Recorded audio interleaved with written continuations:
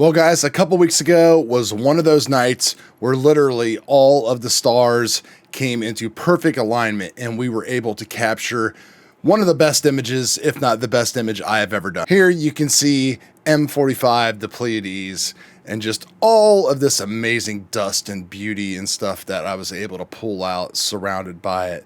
A perfect night of seeing about 8 to 9 hours of integration with the Red Cat 51, the ASI 2600 MC Pro, a light filter, and 5-minute exposures all night long. We're going to go through and try to recreate this. I did not save it as a project on Pixinsight, so we're going to try to get as close as we can. And you know, we like to keep things simple and easy here, so this should be very, very repeatable. So that's what we're going to do right now on the channel.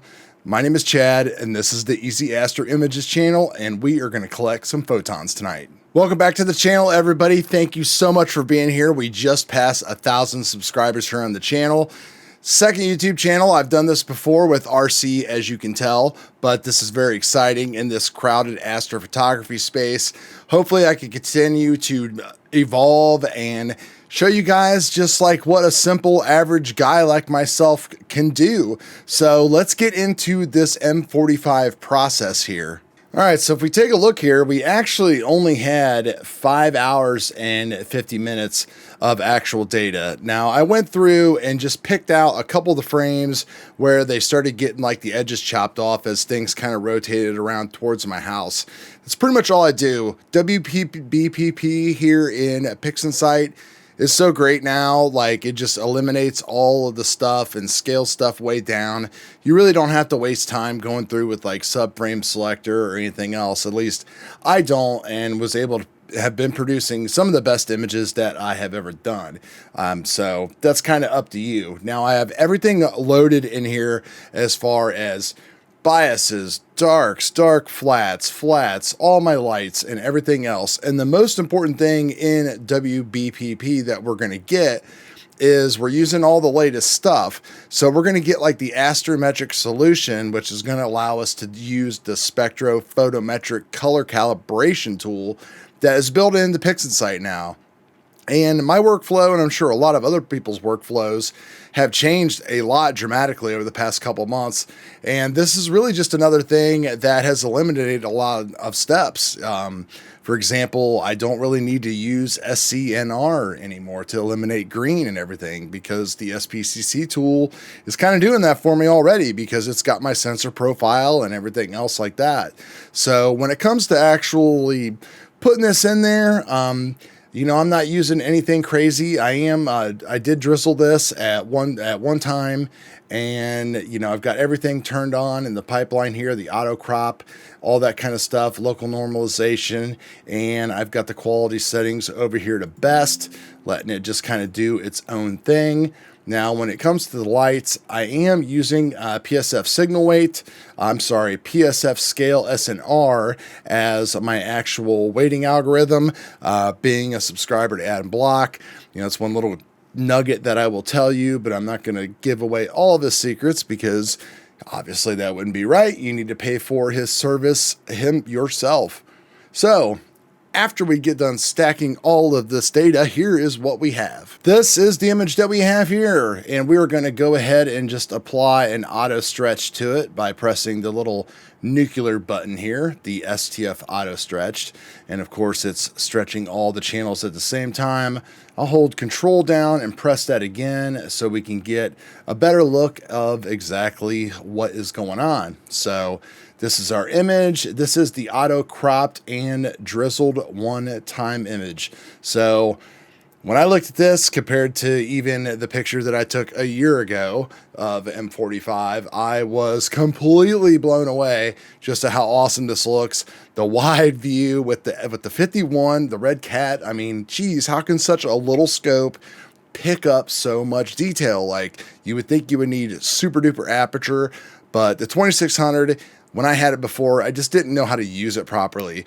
And it's okay to shoot like super long exposures with these one-shot color cameras. You just don't need to shoot 2-minute exposures. You can go as deep as you want to. So I am Bortle 6 this night. It was probably closer to like Bortle 5 just because of the actual clearness there was that night.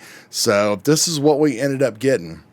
And you can see I have a gazillion different process icons on here and really not using a whole lot of these things. So, you know, we're not cropping, we're not doing anything like that.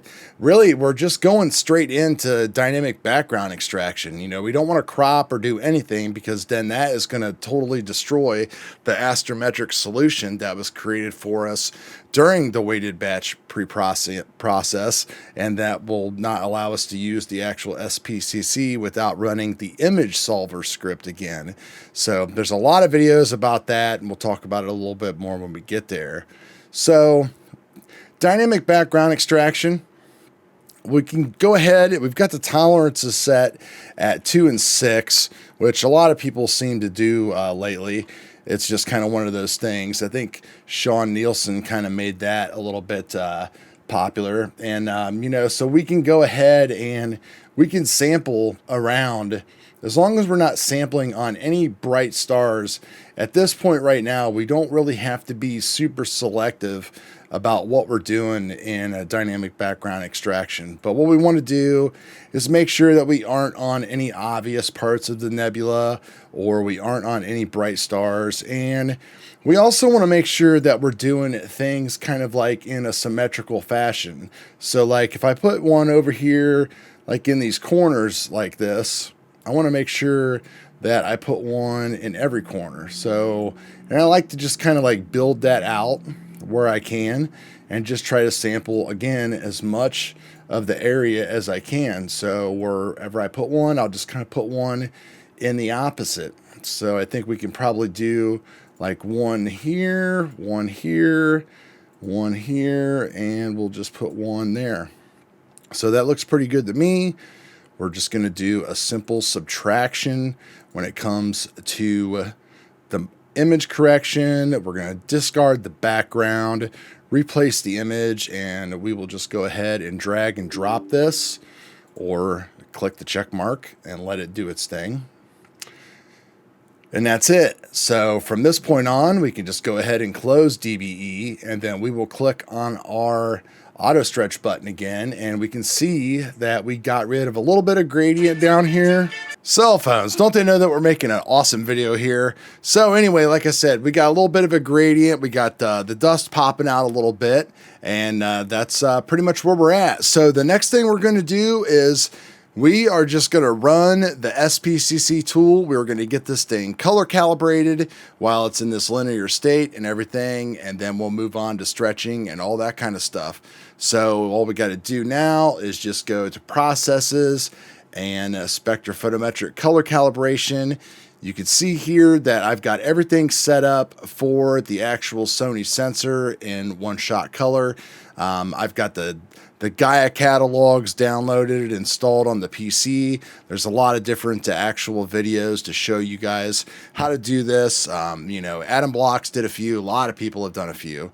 So the first thing that we're going to do is, all we're going to do is select a region of interest that we need to put in here.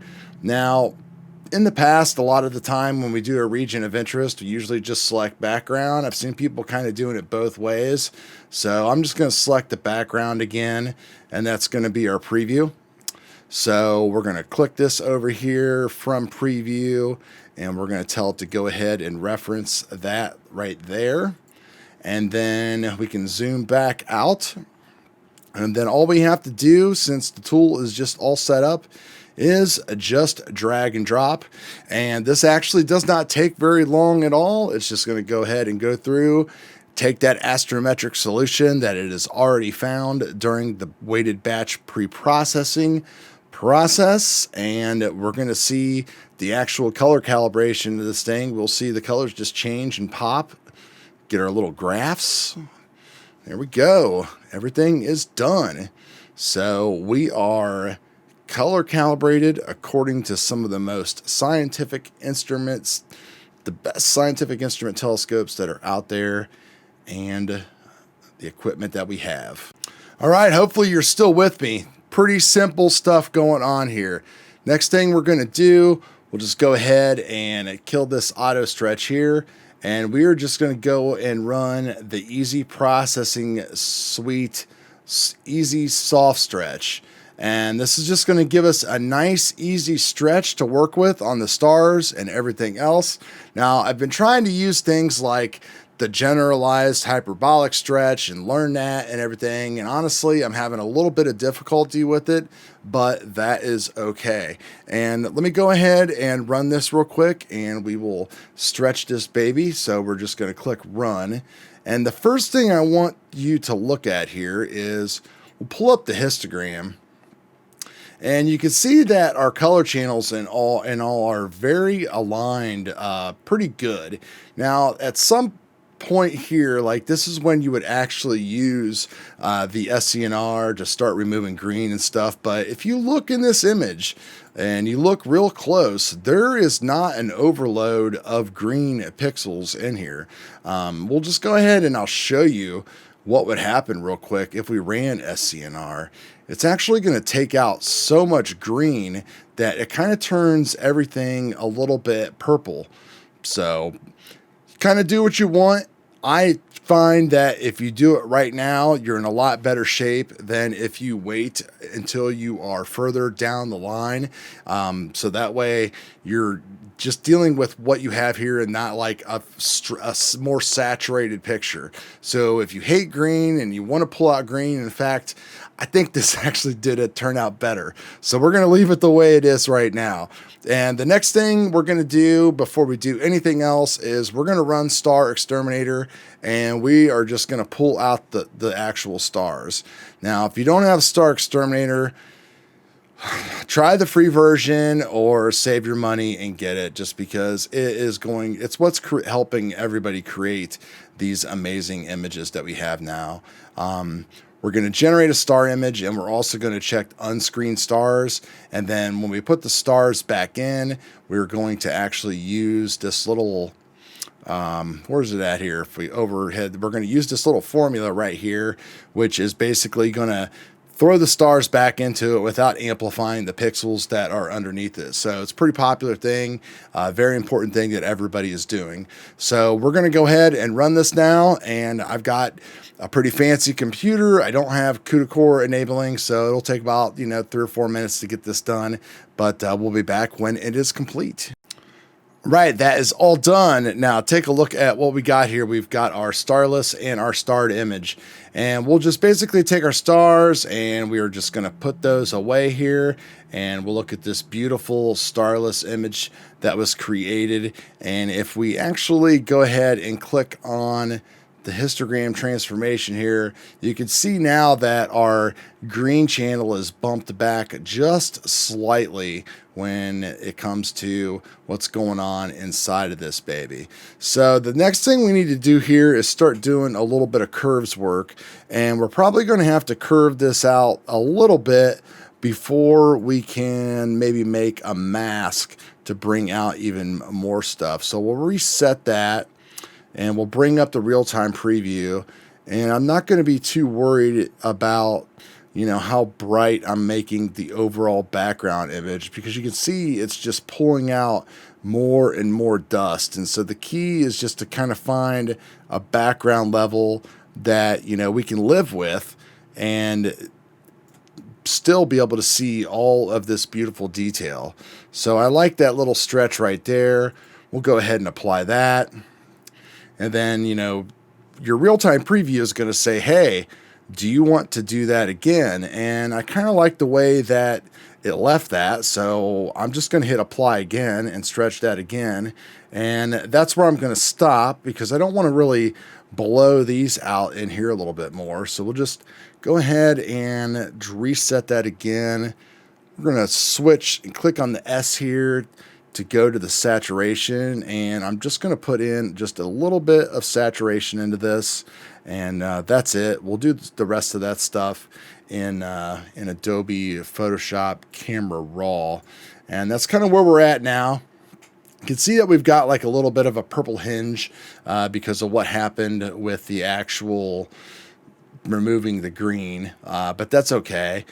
So we'll just go ahead and go on to the next item on the processing list here. And what I like to do at this point is go ahead and use Noise Exterminator. And with Noise Exterminator, I don't like to basically have it all the way up. I like to leave some grain in there. Now, I kind of like running these at like 70-70 or 60-60. We'll just split the difference for this image here. You can really crank up the detail and everything when you're doing things without stars inside of them. And the reason why I like to not crank it up is because what I've noticed with Noise Exterminator is that it might look pretty good and detailed here in the center, but then on the outside of our images, all that dust kind of starts turning into like looking like an actual like painting and stuff. So I really don't like that. So that's what's going on right there. And let's go ahead and just drag and drop and run this. All right, Noise Exterminator is done, and now is when the fun really starts. And we take a look at our image here, and we can kind of go a couple different ways here. We can definitely see that we've got like a little bit of a purple cast. We've got, some things going on. We want to try to bring out the details. We can kind of like split the difference here, and like we can maybe go for a range mask to try to start capturing some of this. Or maybe we can create like a luminance mask off of this. I think that's what we're going to do first is we're going to click this little button up here to create a luminance mask, and we'll see what it looks like. All right, so there is our luminance mask, and what we can do is we can just go ahead and turn the real-time preview on here and kind of brighten this baby up a little bit. And then kind of kill the background on it as well to make it all a little bit darker. You kind of want to clip that stuff a little bit. So I think I'm good with that right there. Go ahead and click that. And we're going to use this to help mask off everything and bring out details and all that good stuff. So if you see we drop that on there now, like red is protect. So basically we're protecting like all of the background. And if we invert the mask, you can see that we are protecting everything that we want, and we should be able to affect the background. So that's the first thing that we'll do. We'll go ahead and do that. We'll hide it. Let's just go into curves transformation. And I think the first thing we want to do is let's try to desaturate the background a little bit. So we can see that some of that still is coming through into the actual image itself, so you don't want to go too crazy. So just go ahead and pull that down just a touch. So we've desaturated the color out of the background, and now what we can do is let's bring up the actual histogram. We don't want to do an S-curve and increase the background. What we want to do is kind of pull the background back a little bit, and I want to pull it down here is what I want to do. So just a tad, not a whole lot. And then we will close that. And then we're going to go up to the mask, and now we're going to invert it. And then we're going to pull curves back up again. So now what we're going to be doing is we'll be working on all of the nebulosity and all the other stuff in there. So let's just go ahead and do a little S-curve here. And you can see that we're brightening up all of our good stuff there. Go ahead and select that and say, yes, we like that. I like it again, so I'm going to click on it again, and I don't want to do it anymore because the actual core itself looks like it's starting to get blown out a little bit. And then if you wanted to, you could click over to saturation and add a little bit of color like back into it. Just kind of depends on you. You just don't want to add a lot back in because you don't want those browns to turn to purple. But we'll just go ahead and drop that right there, and that should be good enough. So there is our starless image, and I'm going to basically just go ahead and call the starless image good in Pixinsight right now. You could go through things like deconvolution and this and that and everything else, but taking things from this point and moving them to Adobe Photoshop and doing things in Camera Raw will just make your life a gazillion times easier, and that's what we're going to do right now. So here we are with our starless image opened up inside Adobe Photoshop, and pretty simple to do this stuff. It's super easy. We just click on filter and click on Camera Raw filter, and this is what we're going to get. So we're going to get this big screen that's going to pop up with our image here. And now at this point, there's literally nothing you can do on these sliders that you cannot undo. But there's almost no slider that's not going to affect your image in a positive way. And there's no right or wrong to doing this. And you'll see that in this demonstration. So we've got these little tabs over here that we can just click on and stuff. And we'll just start with the basic tab here. Like we've got temperature and tint.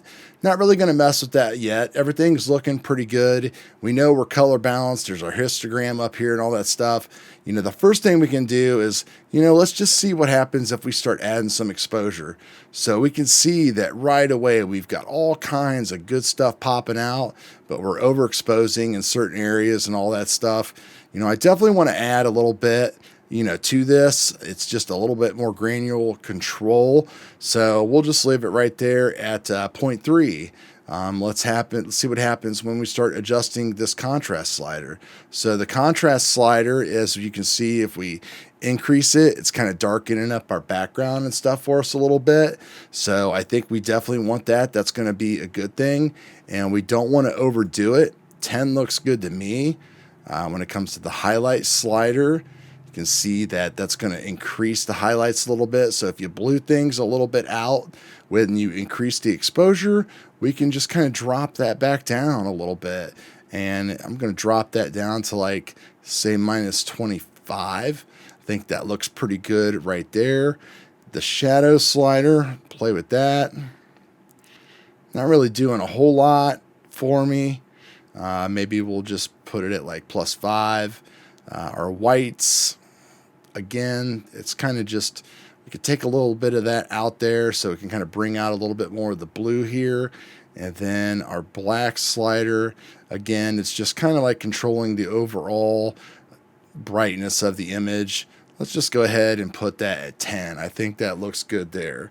So hopefully you're following me and you see just how big of an impact we made just already just playing with some sliders. It's like stupid easy. So we'll get rid of the basic tab here. Going to curves, we can start playing with highlights and stuff like that again. And this is like all to taste. You can see that it's kind of putting like a little S curve down there at the end. Not really doing a whole lot for me, so I'm not going to do anything with that. The light, it's not really doing a whole lot for me either, so we'll just put that back to 0. Darks, see if we lift the darks a little bit. How about like a +3? Shadows, again, just kind of undoing what we've already done, but making stuff stand out a little bit more. So we'll put that at like let's do like the -4. So that looks good on curves. Detail. So this is when we can actually sharpen and do stuff like that. And you want to kind of zoom in a little bit if you want to by clicking on things. You don't want to over sharpen because you're just going to totally just wreck everything. But, I definitely like to sharpen the image up a little bit.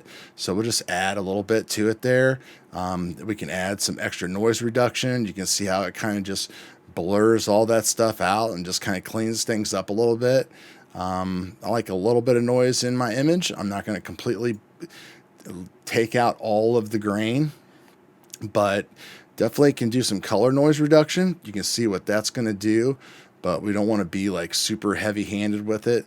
So again, we'll just kind of like do like a little bit, like maybe a 15. And there's the image right there. I think it's looking a little soft, so I'm going to lower that noise reduction to 15. That makes me pretty happy right there. Now if we go back up to the basic tab here, we didn't do anything with all these sliders down here. So we've got texture, clarity, dehaze, vibrance, and saturation. So the first thing I'm going to do is I'm going to add a little bit of vibrance to it. You can see that if we go all the way over or all the way down, You know, none of that's going to work. So we can just kind of find that nice fine line on everything, you know, where we're getting really good pop in our colors. And you can see I'm being pretty heavy-handed with it there at 50. We've got some crazy blues and purples and browns and stuff coming out. And, you know, I really like all of that color that I see. We'll dial it back to like a 30 because we also have the saturation slider down here that will just bring in even more of that stuff. In fact, we probably only want to bring in just a tad bit of saturation. So I'm going to leave the saturation there at +4. That looks good to me. Texture, we can add in some grain and all that kind of stuff. Not going to add a lot of that in. That's kind of just like, you know, falsifying the image a little bit. So that looks good to me. Clarity, again, it's kind of the same thing. It's kind of like doing some blurring and sharpening and all that kind of stuff. I think a little bit will help us out. We'll just kind of put it at like 10, you know, just all these like subtle adjustments. And I really never used the dehaze function at all. So that's pretty much going to be it for the Adobe Camera Raw. I'm pretty freaking stoked about that. And so we can just go ahead and click on OK. And then if we want to, we can actually cycle back and forth between the two. So this is our after and that is before. And so you can see how we just pop everything out. We add a ton of saturation all throughout the image and just kind of enhance the detail on everything. And I am super duper happy with that. And that is just the easiest thing to do ever. So I think that you guys can get the drift that you can sit here and play with these sliders all day long. You're going to have a blast. And now when you're done with this, all you do is save this as a TIFF, bring it back into Pixinsight, and then go ahead and add your stars back off, finish it off, do whatever you want to do. All right, so now we got a starless and we have our regular image here, and we will just use one of Bill's methods here. He's explained all these. You see him on Luca Matico's channel. Tons of information about these. We'll just take method 3 here, and I'm just going to drag and drop it a couple times onto here, and you guys can see the difference that it's going to make. Kind of up to you how far you want to take it. But, you know, that's it. Like, that's our final. And when we compare that to the beginning image that we had that I showed you guys, you would be hard-pressed to see an actual difference between these two images, even though they were completely processed differently in the same way, obviously. But you can never be exact. But this is totally easy, totally repeatable. We've got like less than an hour, maybe an hour into this thing between stacking and everything. And it all starts with just good quality data. You know, just a perfect night, great camera, great telescope, just everything working perfectly. I did all this off of an ASIAir Plus, so you can see you don't need any kind of fancy tricks or anything. And I mean, you know, if we want to pixel peep, you know, some people like to do that. You know, it is what it is. I mean, you'll see that we still have some, you know, not so perfect stars and all that kind of stuff, but hey, it is what it is, you know. Like, I am not going to sweat this kind of stuff anymore. You can see that we've got some grain and stuff left in there. That's all detail that you just cannot see when you are zoomed out to a regular version. That's the kind of stuff that you want. If you want to, you can run some more noise reduction on this if you like, if that's kind of your thing. But you want a little bit of that, I think, left in there. That just kind of adds to the overall essence and makes it look like an actual astrophotography picture and not something like a painting. So I hope we accomplished our goal here. Easy astro images.